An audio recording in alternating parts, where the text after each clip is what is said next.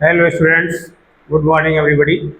Today we are going to discuss the delta connected system या इसी को हम लोग बोलते हैं मैश कनेक्टेड सिस्टम।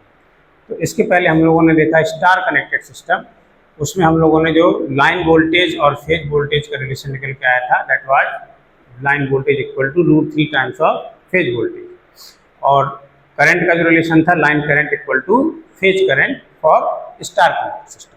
अब दूसरा कनेक्टेड सिस्टम क्या है आपका, that is delta connected system. तो डेल्टा कनेक्टेड सिस्टम आपका कैसे बनेगा, ऐसे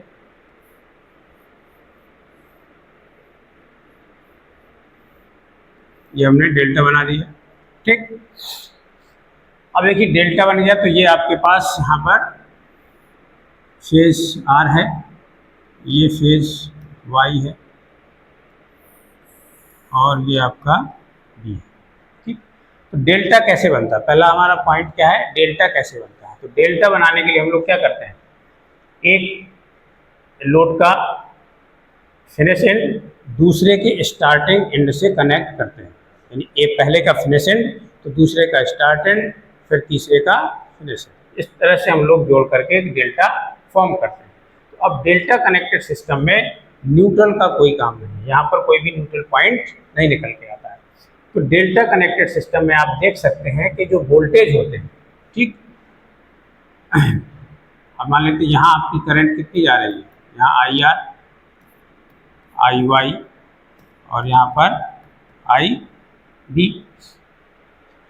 तो ये यही आपका वोल्टेज की बात करेंगे तो यही आपका यहाँ से यहाँ तक, इसको हम लोग डायरेक्शन इसकी दे देंगे तो मान लेते हैं, ठीक है। तो इसकी मान लेते हैं डायरेक्शन हमने इधर को दी, तो इसकी इधर आएगी, इसकी इधर आएगी और इसकी आपकी इधर चलेगी,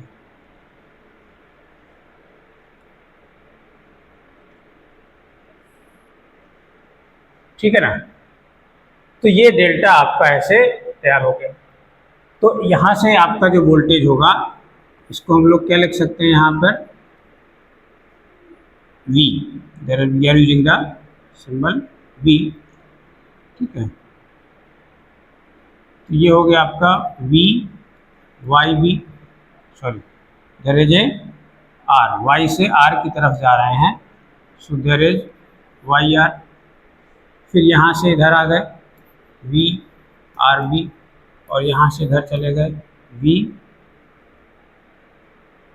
बी वाई, ठीक। तो इस तरह से आपका ये डेल्टा सिस्टम तैयार हो गया।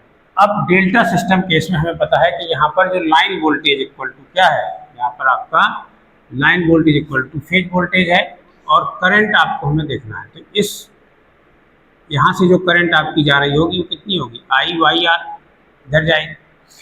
तो आई आर ये आपका कनेक्ट कहाँ है, लाइन से। तो यहाँ पर लाइन करंट आपके पास क्या है, आई आर, आई वाई और आई बी, ये आपके पास लाइन करंट है, ठीक।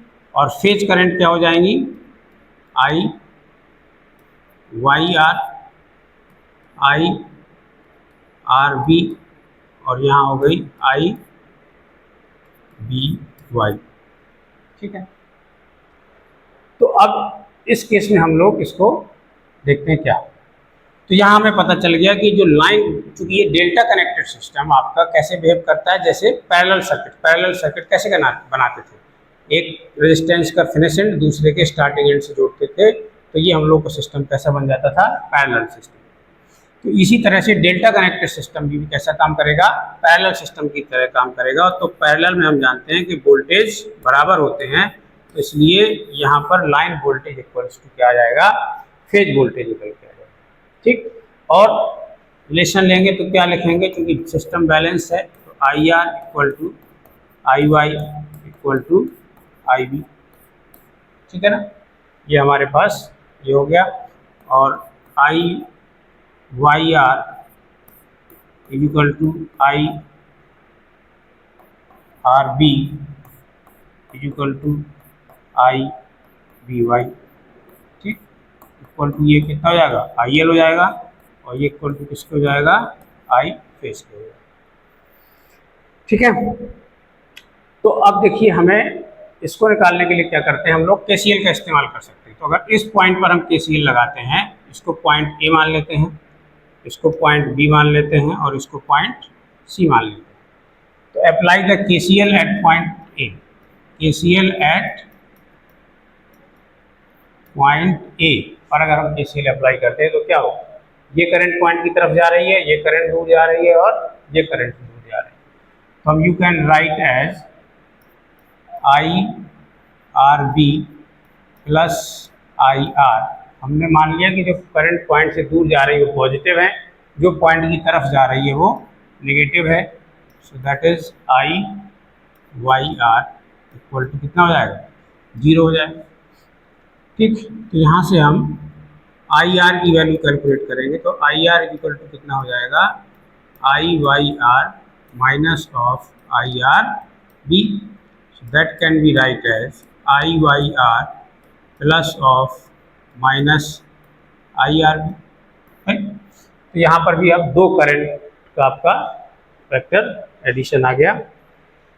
Sorry 1 minute. तो यहाँ पर एक्चुअली ये अलग है, ये आपका क्या है, ये यहाँ पर that is I L and that is I phase. Okay, तो ये जो आई आर आई वी आई आई है ये आई लाइन करंट है और ये आपकी फेज करंट। तो ये फेज करंट है। तो अब इसमें भी हम लोग क्या करेंगे, फेजर डायग्राम इसका ड्रॉ करते हैं। तो देखिए फेजर डायग्राम जब बनाएंगे तो क्या होगा, इसको थोड़ा सा हम राइट ले लेते हैं। ओके, तो फेजर डायग्राम जब ड्रॉ करेंगे तो एक करंट यहाँ, दूसरी यहाँ और तीसरी यहाँ।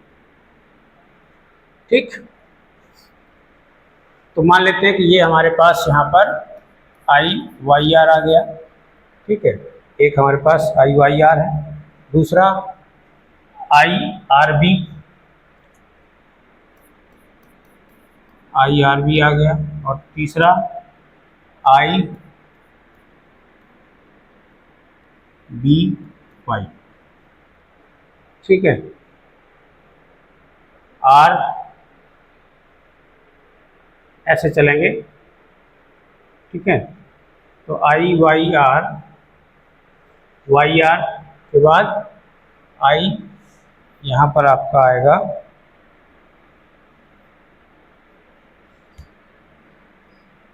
आई आर बी, एंटी क्लॉकवाइज जा रहा है ना, और ये हम लिखेंगे यहाँ पर आई बी वाई। ठीक, ओके, तो ये कितना है, I Y R minus of I R B. तो आई आर बी इधर है, तो इसको अपोजिट बढ़ाएंगे, क्या मिल गया, माइनस का आई आर बी मिल गया आपको, आई वाई आर और आई आर बी, इन दोनों का रिजल्टेंट यहाँ पर आपको कहीं मिल गया, दिस इज आई आर। ठीक है, आई आर। तो यहाँ पर भी अब इन दोनों के बीच का एंगल कितना है, 60 डिग्री। ठीक, तो इसका भी रिजल्टेंट कैसे निकालेंगे, सेम फार्मूला जो स्टार में इस्तेमाल किया था। तो आई वाई आर का square plus I R B square plus 2 I R आई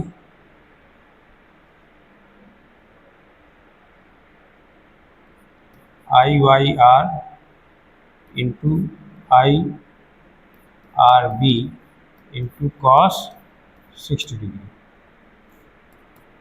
तो ये आपकी कितने, ये कितना है, आई पी एच का square plus I P H square plus 2 times I P H square into half, इससे कट गया, ये कितना आ गया, 3 times I P H square इसका root. So that is I R.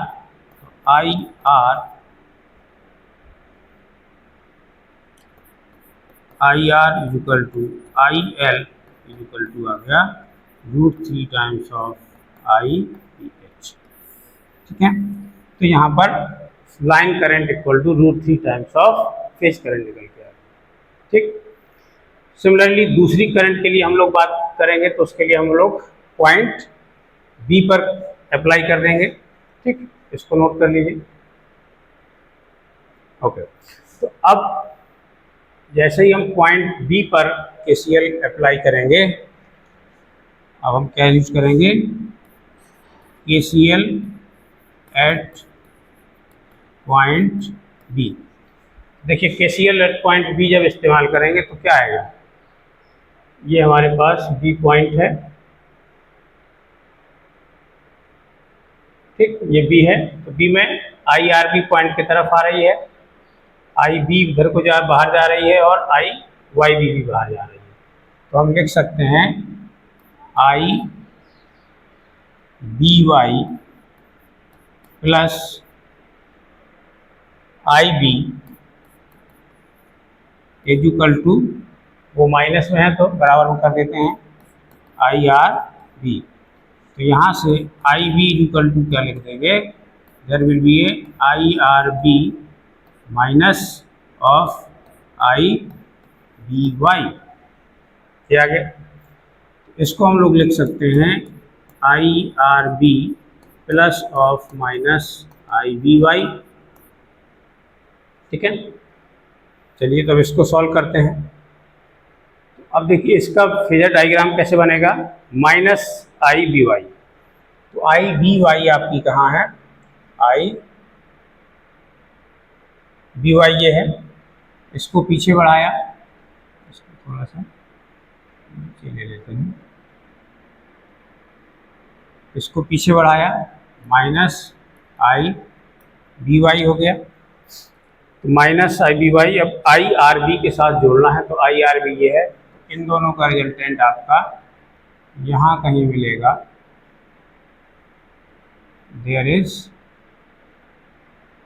I B, तो इन दोनों के बीच का एंगल भी कितना है, 60 डिग्री, तो इसलिए इसका भी जो रिजल्टेंट आपकी करंट आएगी I B equal to under root of I R B का square plus I B Y का square plus 2 I R B I Y I B Y, this is I B Y का square, sorry cos 60 degree हो जाएगा, square नहीं है, right. तो ये आपका इसके लिए हो जाएगा, तो इन दोनों का जो रिजल्टेंट अब निकलेगा वो क्या रह जाएगा, तो यहाँ से आई बी इक्वल टू, उनकी वैल्यू भी रखेंगे तो under root I P H square plus I P H square plus यहाँ से भी आई पी एच स्क्वायर मिलेगा, तो आई बी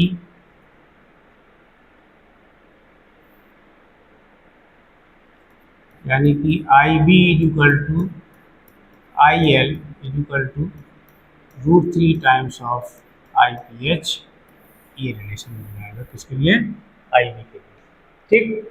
सिमिलरली तीसरा जो आपका करंट बचा वो क्या बचा, थर्ड आपके पास आई, थर्ड पॉइंट है सी। अब देखिए सी पॉइंट पर जब यहाँ केवीएल लगाएंगे एट पॉइंट सी पर, तो आई वाई आर बाहर जा रही है और आई वाई बाहर जा रही है और आई बी वाई अंदर आ रही है, तो I Y plus I Y R कितना आएगा,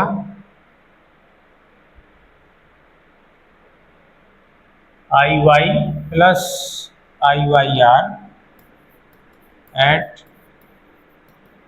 point C, I Y plus I Y R equal to कितना हो जाएगा, आई आर पी।